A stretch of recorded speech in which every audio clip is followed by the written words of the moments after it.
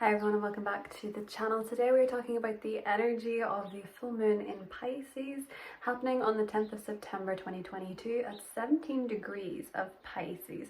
This full moon is pretty exciting because of its sextile to unpredictable and unexpected Uranus. So this full moon is full of surprises and plot twists as it is happening just one day after Mercury goes retrograde in Libra. So this full moon is an interesting one. If you enjoy this video, don't forget to give it a thumbs up and subscribe to the channel for regular astrology updates from me. There is a video that goes alongside this which goes into what this full moon actually means for each of the individual zodiac signs if you want to check that out. I also have a full September horoscopes video on the channel as well, all of which are linked below. If you want to book a private reading with me and look into your birth chart or draw some tarot cards, I do have a list of services which you can get if you email me at the link in the description box. It's the only place you'll get me, and I won't reach out to you first. There are a lot of fake accounts both on YouTube and on Instagram, and the way to tell is because they will actually reach out to you. So don't reply or respond to any of those and just give them a little report. So let's talk about this Pisces full moon. This full moon applies very much to those of you who have any Pisces placements around 17 degrees, any Virgo placements at around 17 degrees, and also any Taurus placements you have around 17 degrees as well. If you have any placements as well at 17 degrees Gemini or Sagittarius, this full moon is impacting you. It is of course impacting us all, and there is more in-depth look into the horoscopes in the horoscopes video, but this video is about this full moon on its own and the energy that affects the collective basically. I do have a lot of, well, it's raining very heavily outside and I have opened the window so that you can hear it because I think that goes quite well with the Piscean energy. Pisces is a mutable water sign, so this full moon is really helping us focus on surrender. The main thing about this full moon is that because it is happening in the most intuitive sign, and because it is happening at a time when Mercury, the ruler of its opposite sign, Virgo, where the sun is, Mercury is going retrograde within 24 hours of this full moon, meaning that that relationship is significant. It means that it's harder to rely on fact and information that is given to us. It is better with this full moon to rely on intuition and our dream state. It's your subconscious is very much coming to the fore around this time. So if you're the type of person that goes by logic and rationale, this full moon might feel a bit confusing to you. If you're someone who has a very strong relationship with your intuition and the universe and the consciousness and all that stuff, this full moon might actually feel a lot more natural to you. It really heightens that sixth sense. Pisces is the sign most associated with psychic awareness. It is the ruler of the 12th house, which is our subconscious and our dream state. I dream is associated with Pisces. So with this full moon, intuition is the whisper of the soul. This is where your answers are coming from. And as a mutable water sign, this full moon expects from us adaptability and surrender. So you might find around this time that it is actually easier to just surrender to the not knowing, to surrender to the process and go with the flow, and also let your intuition guide you. The stronger your relationship is with your intuition, the more interesting this full moon will be for you, but it could actually heighten the awareness of a lot of people who aren't so in tune with their intuition. It can be a great full moon for premonitions, it can be a great full moon for divination, it can be a great full moon for relaxing into the messages and the synchronicities that the universe is trying to send you, because it is sending you something around this time. It's a very open full moon to receiving little signs and synchronicities.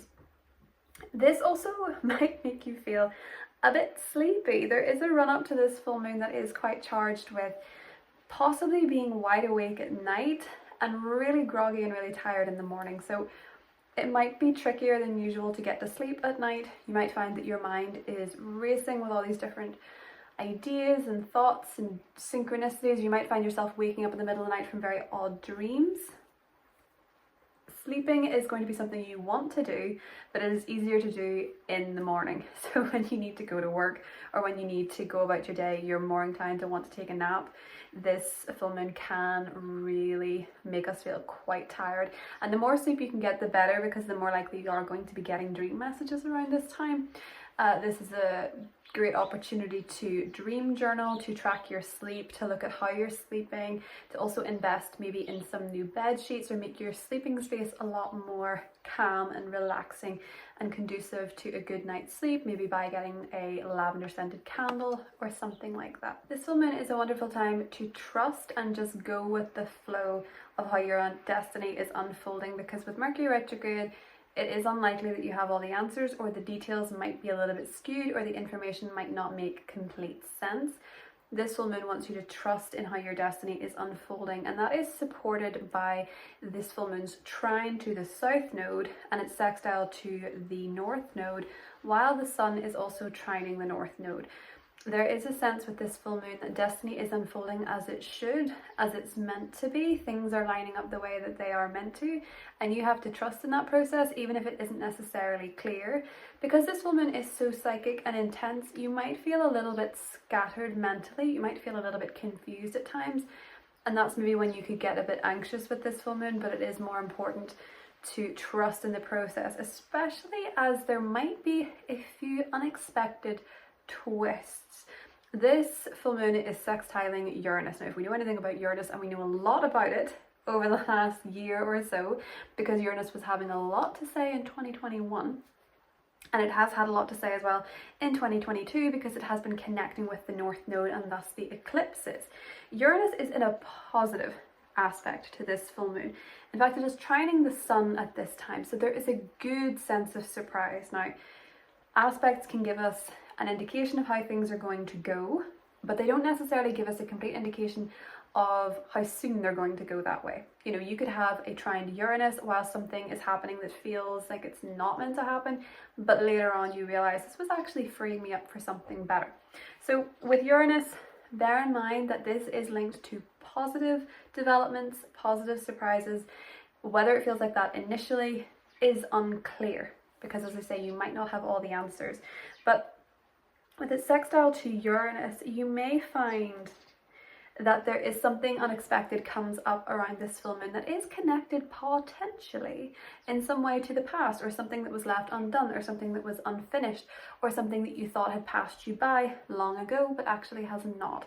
With Mercury retrograde, there is a sense of bringing back opportunities, bringing back connections, bringing back experiences that maybe you thought were no longer able to exist in your life due to a lack of balance, due to a lack of equilibrium, but they actually are finding their way back to you. Now, it could be that this surprise is not linked to something from the past, but with Mercury retrograde, there is a sense of revisiting things. One of the other reasons why this full moon is so closely linked to this Mercury retrograde is because the ruler of this full moon in traditional astrology is Jupiter, and Jupiter is in Aries. Jupiter is back spinning in Aries, but is actually opposite Mercury in Libra as Mercury stations retrograde. So the ruler of this full moon is very much in an important conversation, emphasis on conversation, because it's with Mercury. So in terms of this full moon, there may be very important communication comes up around this time. There might be important dialogue to be had because Mercury's in Libra. This can be linked to relationships, partnerships, contracts, and that doesn't necessarily have to be a spouse or romantic partner. It can be a business partner. It can be anyone you're working with in a one-on-one. It could be a collaborator. It could be a best friend, someone who's very important to you. There's likely to be some kind of conversation coming up around this time, and it is very much the theme of relationships because Jupiter and Mercury are in the signs of the relationship axis.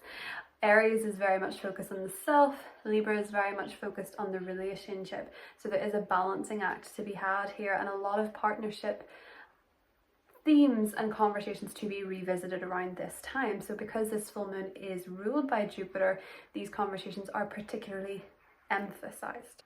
I did get some messages for this full moon, and one of the things whenever I was meditating on it that came up that was really interesting to me was Cinderella. I got the very clear image of Cinderella and the glass slipper. There's something about this full moon to me that feels really glass slipper, because when Cinderella went to the ball, it was an illusion. It was magic. It was a fairy godmother. It was not real. It wasn't her real circumstance. She wasn't as affluent as she appeared when she went to the ball. She didn't have the nice things. She didn't have the carriage. She didn't have the dress, the tiara, all those different things. She didn't have these things. It was a facade. It was magic. And at midnight, it all started falling apart. But the thing about it was that it was still the magic, despite being fleeting, despite seemingly not lasting, it was leading her to her destiny. The slipper got left behind, and that is how she was found by the prince. That is how her life changed, because the slipper got left behind. There were remnants of the magic that connected to her destiny. And I think with this full moon being as confusing as it is, being it during a Mercury retrograde, I think with its link to the nodes, there is a sense of destiny which might not be completely clear and may seem like a facade, may seem like an illusion, may seem like fleeting magic, but it is actually leading you to where you want to go, even if you're not entirely sure how. It's not about knowing the why or the how. It's not about knowing the finer details. It's more so to do with trusting the process, surrendering to the process and letting the universe work for you rather than get caught up in the details. So the oracle cards, because I did draw a few that I got for this Pisces full moon, were cleaning house, very Virgo appropriate, and unexpected visitors, as well as the stork. So that might seem like an unusual bunch, but it really makes a lot of sense. So with the cleaning house card, it is Virgo season. It is Virgo season. We're more likely to want to clean. We're more likely to want to spruce up our surroundings, to get rid of clutter. In particular with Virgo, to get rid of things that don't work, to get rid of things that we don't need, to get rid of things that have unnecessary space, that take up unnecessary space. And this with the Pisces energy might be internal. This might be your subconscious clearing some stuff up through dreams, because that's what dreams are. They are unconscious trying to sort through experiences that we maybe are not dealing with in our waking world because we're busy. We have to go to work, we have to cook, we have to clean, we have to pay our bills, we have to, do all these different tasks and things that we're very focused on during Virgo season. We're very focused on getting things done, routines, schedules, goals, all that sort of stuff. So when experiences happen, sometimes we can just feel like we have to push it down because we're busy and we have to survive and we have to go forward. But the subconscious remembers. The subconscious will push those feelings up in dreams or physiologically, physically, in our physical health. That's why Virgo and Pisces are so connected. And with this cleaning house card, it might be that around this Pisces full moon, a lot of feelings come up, emotional baggage comes to the surface and needs to be let go of. This can also be consciously choosing to forgive, whether that's forgiving somebody else, whether that's forgiving ourselves, so that you can clear your conscience.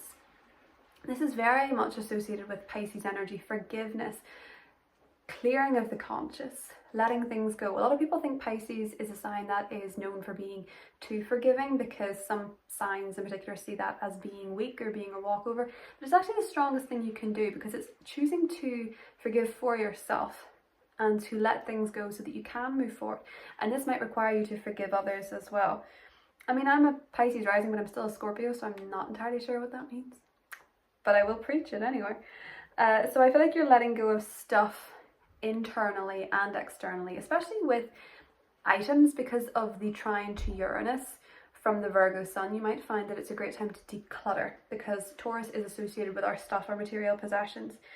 And you might find as well with the Piscean energy that it helps to let go of any items in your home that make you or remind you of unhappy times. We also have the unexpected visitors card, and this card goes pretty well with the stork. So with unexpected visitors, if you expect the unexpected, then you will be free for miracles. Uranus is an aspect to this full moon, meaning that the unexpected is likely to happen. For some of you, that could be with Mercury hearing from somebody that you did not expect to hear from, or perhaps you yourself surprise someone else by reaching out that didn't expect to hear from you. You can run into people unexpectedly. There are no coincidences with this full moon. I believe Einstein was the one who said there are no such thing as coincidences. And he was Pisces.